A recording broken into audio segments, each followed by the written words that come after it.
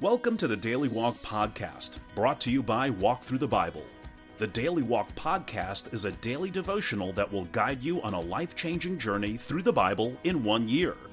Join us every day to hear the entire Bible in a year, alongside a daily devotional thought that will help bring God's Word alive for you. Today's Daily Walk devotion comes from 2 Samuel chapters 15 through 18. Incest, murder, intrigue, rebellion. The story of David's family from chapter 12 on reads like a horror story. But the worst is yet to come. Absalom, David's favorite and most undisciplined son, seizes the opportunity to usurp his father's throne. After sowing discontent among the people, Absalom makes a dramatic and unsuspected invasion of Jerusalem, forcing David to run for his life. In his flight, David is deceived by Ziba, maligned by Shimei, and befriended by Barzillai. But he owes his life largely to Hushai, who remains behind in Jerusalem and counsels Absalom to mount a careful and delayed attack, rather than to pursue immediately. When the battle is joined in the forest of Ephraim, Absalom's dreams of power come to a hair-raising conclusion. Now let's listen to 2 Samuel 15 through 18. 2 Samuel 15. In the course of time, Absalom provided himself with a chariot and horses and with 50 men to run ahead of him. He would get up early and stand by the side of the road leading to the city gate. Whenever anyone came with a complaint to be placed before the king for a decision, Absalom would call out to him, "What town are you from?" He would answer, "Your servant is from one of the tribes of Israel." Then Absalom would say to him, "Look, your claims are valid and proper, but there is no representative of the king to hear you." And Absalom would add, "If only I were appointed judge in the land. Then everyone who has a complaint or case could come to me, and I would see that they receive justice." Also, whenever anyone approached him to bow down before him, Absalom would reach out his hand, take hold of him, and kiss him. Absalom behaved in this way toward all the Israelites who came to the king asking for justice, and so he stole the hearts of the people of Israel. At the end of 4 years, Absalom said to the king, "Let me go to Hebron and fulfill a vow I made to the Lord. While your servant was living at Geshur in Aram, I made this vow. If the Lord takes me back to Jerusalem, I will worship the Lord in Hebron." The king said to him, "Go in peace." So he went to Hebron. Then Absalom sent secret messengers throughout the tribes of Israel to say, "As soon as you hear the sound of the trumpets, then say, 'Absalom is king in Hebron.'" 200 men from Jerusalem had accompanied Absalom. They had been invited as guests and went quite innocently, knowing nothing about the matter. While Absalom was offering sacrifices, he also sent for Ahithophel the Gilonite, David's counselor, to come from Gilo, his hometown. And so the conspiracy gained strength, and Absalom's following kept on increasing. A messenger came and told David, "The hearts of the people of Israel are with Absalom." Then David said to all his officials who were with him in Jerusalem, "Come, we must flee, or none of us will escape from Absalom. We must leave immediately, or he will move quickly to overtake us and bring ruin on us and put the city to the sword." The king's officials answered him, "Your servants are ready to do whatever our lord the king chooses." The king set out with his entire household following him, but he left 10 concubines to take care of the palace. So the king set out with all the people following him, and they halted at the edge of the city. All his men marched past him, along with all the Kerethites and Pelethites, and all the 600 Gittites who had accompanied him from Gath marched before the king. The king said to Ittai the Gittite, "Why should you come along with us? Go back and stay with King Absalom. You are a foreigner, an exile from your homeland. You came only yesterday, and today shall I make you wander about with us, when I do not know where I am going? Go back and take your people with you. May the Lord show you kindness and faithfulness." But Ittai replied to the king, "As surely as the Lord lives, and as my lord the king lives, wherever my lord the king may be, whether it means life or death, there will your servant be." David said to Ittai, "Go ahead, march on." So Ittai the Gittite marched on with all his men and the families that were with him. The whole countryside wept aloud as all the people passed by. The king also crossed the Kidron Valley, and all the people moved on toward the wilderness. Zadok was there too, and all the Levites who were with him were carrying the ark of the covenant of God. They set down the ark of God, and Abiathar offered sacrifices until all the people had finished leaving the city. Then the king said to Zadok, "Take the ark of God back into the city.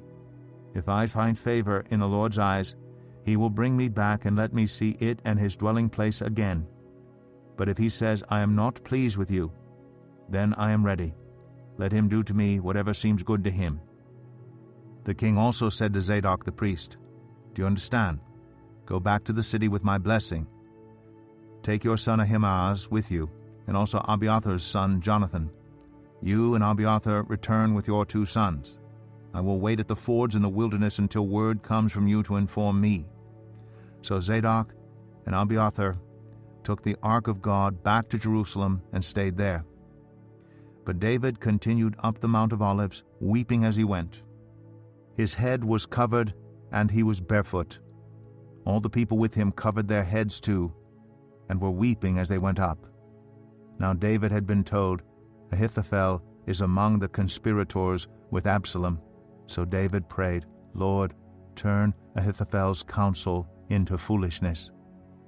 When David arrived at the summit, where people used to worship God, Hushai the Archite was there to meet him, his robe torn and dust on his head. David said to him, "If you go with me, you will be a burden to me. But if you return to the city and say to Absalom, 'Your Majesty, I will be your servant. I was your father's servant in the past, but now I will be your servant,' then you can help me by frustrating Ahithophel's advice. Won't the priests Zadok and Abiathar be there with you? Tell them anything you hear in the king's palace. Their 2 sons, Ahimaaz, son of Zadok, and Jonathan, son of Abiathar, are there with them. Send them to me with anything you hear." So Hushai, David's confidant, arrived at Jerusalem as Absalom was entering the city. 2 Samuel 16. When David had gone a short distance beyond the summit, there was Ziba, the steward of Mephibosheth, waiting to meet him. He had a string of donkeys saddled and loaded with 200 loaves of bread, 100 cakes of raisins, 100 cakes of figs, and a skin of wine. The king asked Ziba, "Why have you brought these?" Ziba answered, "The donkeys are for the king's household to ride on, the bread and fruit are for the men to eat, and the wine is to refresh those who become exhausted in the wilderness." The king then asked, "Where is your master's grandson?" Ziba said to him, "He is staying in Jerusalem because he thinks today the Israelites will restore to me my grandfather's kingdom." Then the king said to Ziba, "All that belonged to Mephibosheth is now yours." "I humbly bow," Ziba said. "May I find favor in your eyes, my lord the king." As King David approached Bahurim, a man from the same clan as Saul's family came out from there.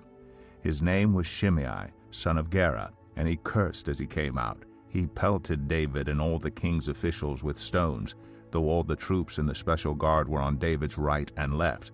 As he cursed, Shimei said, get out, you murderer, you scoundrel.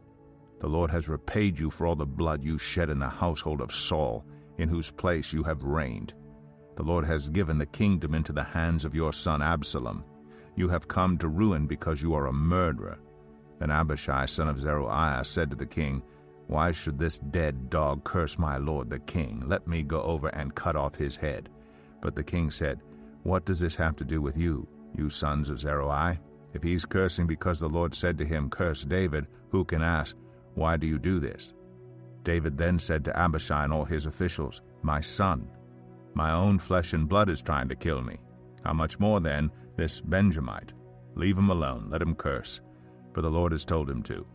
It may be that the Lord will look upon my misery and restore to me his covenant blessing instead of his curse today." So David and his men continued along the road while Shimei was going along the hillside opposite him. cursing as he went, and throwing stones at him and showering him with dirt. The king and all the people with him arrived at their destination exhausted, and there he refreshed himself.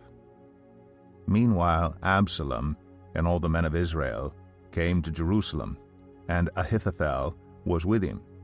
Then Hushai the Archite, David's confidant, went to Absalom and said to him, "Long live the king!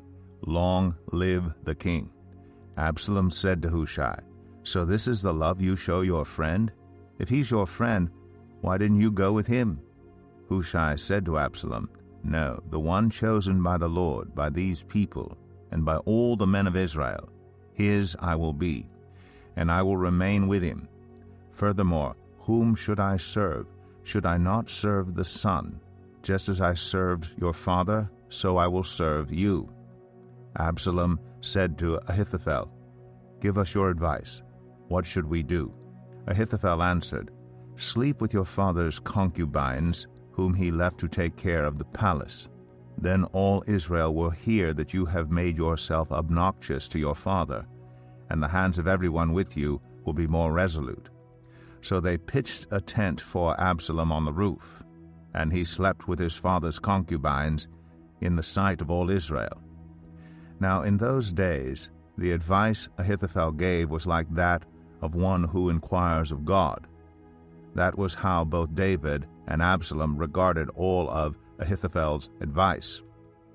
2 Samuel 17. Ahithophel said to Absalom, "I would choose 12,000 men and set out tonight in pursuit of David. I would attack him while he is weary and weak. I would strike him with terror, and then all the people with him will flee. I would strike down only the king and bring all the people back to you. The death of the man you seek will mean the return of all. All the people will be unharmed." This plan seemed good to Absalom and to all the elders of Israel. But Absalom said, "Summon also Hushai the Archite, so we can hear what he has to say as well." When Hushai came to him, Absalom said, "Ahithophel has given this advice. Should we do what he says? If not, give us your opinion."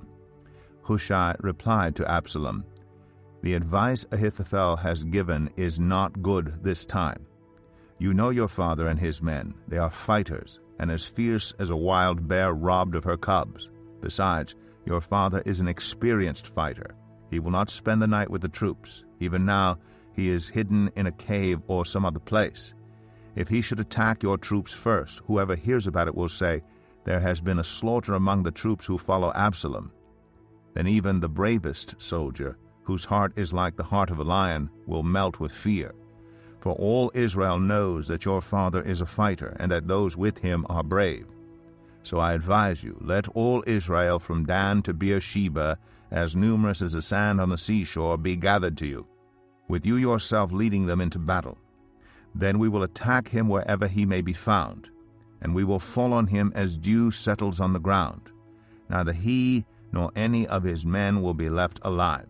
If he withdraws into a city, then all Israel will bring ropes to that city, and we will drag it down to the valley until not so much as a pebble is left." Absalom and all the men of Israel said, "The advice of Hushai the Archite is better than that of Ahithophel, for the Lord has determined to frustrate the good advice of Ahithophel in order to bring disaster on Absalom." Hushai told Zadok and Abiathar the priests, "Ahithophel has advised Absalom and the elders of Israel to do such and such, but I have advised them to do so and so. Now send a message at once and tell David, 'Do not spend the night at the fords in the wilderness. Cross over without fail, or the king and all the people with him will be swallowed up.'" Jonathan and Ahimaaz were staying in En-Rogel. A female servant was to go and inform them, and they were to go and tell King David, for they could not risk being seen entering the city. But a young man saw them and told Absalom. So the two of them left at once and went to the house of a man in Baharim. He had a well in his courtyard, and they climbed down into it.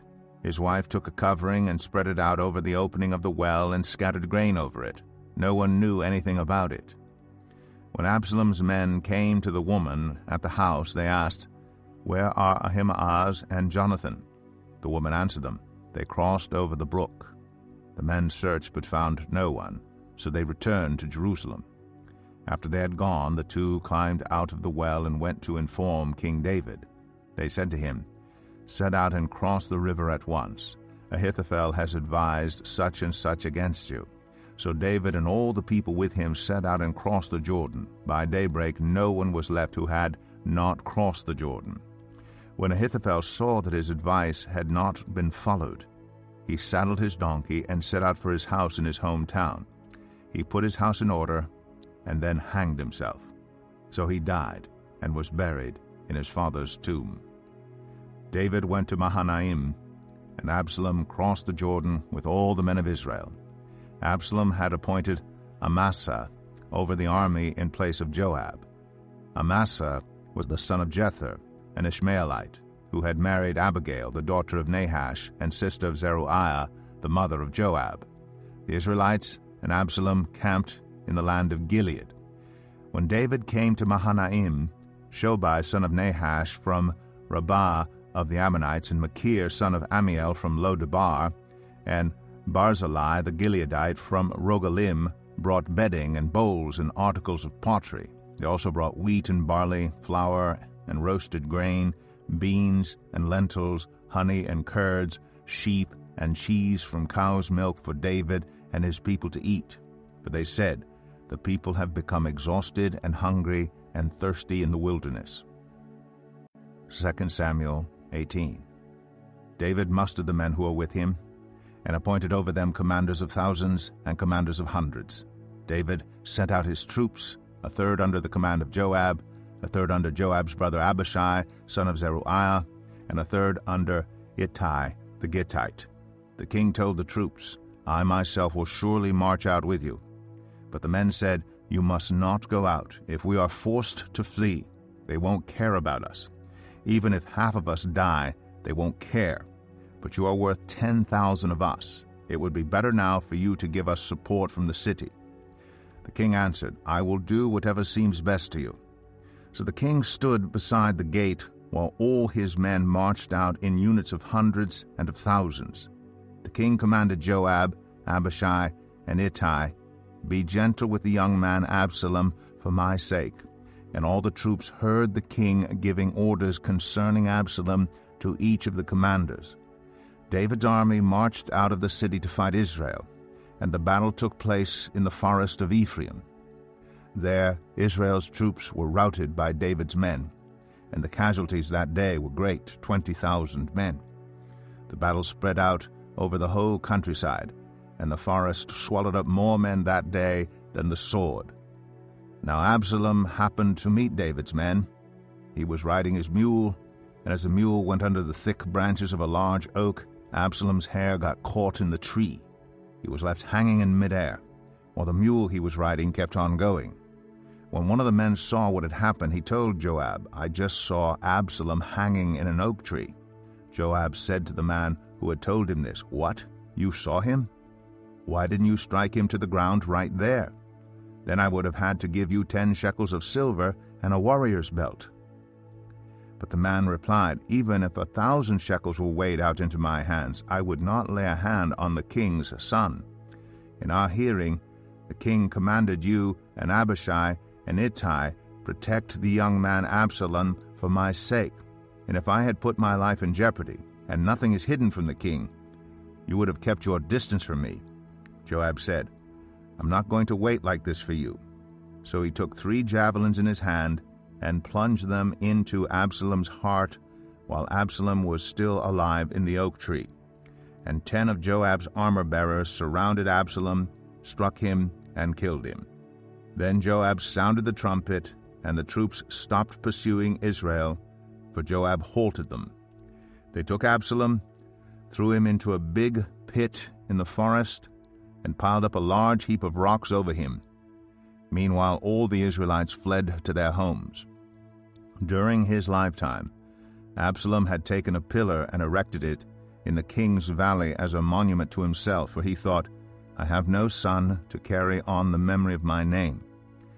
He named the pillar after himself, and it is called Absalom's monument to this day. Now Ahimaaz, son of Zadok, said, Let me run and take the news to the king that the Lord has vindicated him by delivering him from the hand of his enemies. You are not the one to take the news today, Joab told him. You may take the news another time, but you must not do so today, because the king's son is dead. Then Joab said to a Cushite, Go tell the king what you have seen. The Cushite bowed down before Joab and ran off. Ahimaaz, son of Zadok, again said to Joab, Come what may, please let me run behind the Cushite. But Joab replied, My son, why do you want to go? You don't have any news that will bring you a reward. He said, Come what may, I want to run. So Joab said, Run. Then Ahimaaz ran by way of the plain and outran the Cushite. While David was sitting between the inner and outer gates, the watchman went up to the roof of the gateway by the wall. As he looked out, he saw a man running alone. The watchman called out to the king and reported it. The king said, If he is alone, he must have good news. And the runner came closer and closer. Then the watchman saw another runner, and he called down to the gatekeeper, Look, another man running alone. The king said, He must be bringing good news too. The watchman said, It seems to me that the first one runs like Ahimaaz, son of Zadok. He's a good man, the king said. He comes with good news. Then Ahimaaz called out to the king, All is well. He bowed down before the king with his face to the ground and said, Praise be to the Lord your God. He has delivered up those who lifted their hands against my lord the king. The king asked, Is the young man Absalom safe? Ahimaaz answered, I saw great confusion, just as Joab was about to send the king's servant and me, your servant. But I don't know what it was. The king said, Stand aside and wait here. So he stepped aside and stood there. Then the Cushite arrived and said, My lord the king, hear the good news. The Lord has vindicated you today by delivering you from the hand of all who rose up against you. The king asked the Cushite, Is the young man Absalom safe? The Cushite replied, May the enemies of my lord the king and all who rise up to harm you be like that young man. The king was shaken.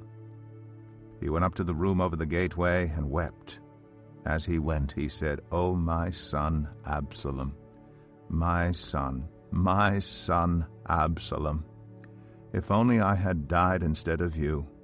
O Absalom, my son, my son. And now here's our Daily Walk devotional thought for today. What do Monday morning quarterbacks and many politicians' speeches have in common? They're always right because they're always based on 20/20 hindsight. Absalom would have made a good Monday morning quarterback.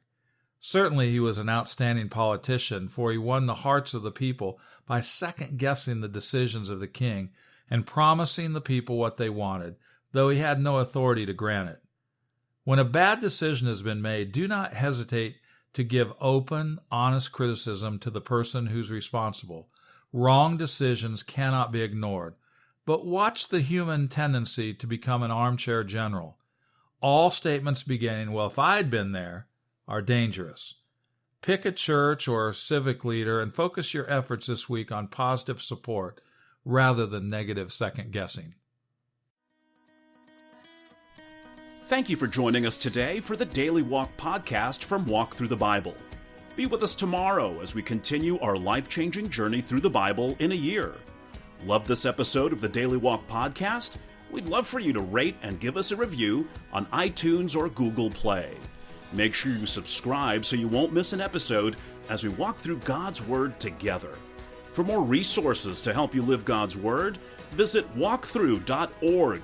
That's WALKTHRU.org. Walk through the Bible. Take a walk, change the world.